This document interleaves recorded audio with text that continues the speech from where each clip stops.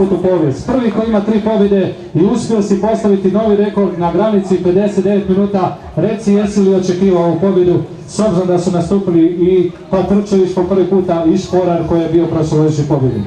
Iskreno, stvarno nisam očekivao ovu pobjedu, znao sam da će biti teško kad sam vidio startnu listu, ali evo ga, dao sam sve od sebe i uspjelo mi, pošlo mi za rukom da sam dobio taj treći put i drago mi što sam napravio rekord staze, jer ipak je to moja staza, moj teren, lijepo je da domaći natjecatelj ima tu rekord.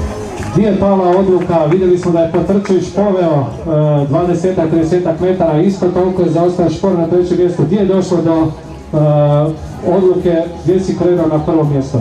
Znači, odluka je pala na samom početku brda, bio sam neki 20 metara iza Dejana i probao sam da stavljati sve sebe.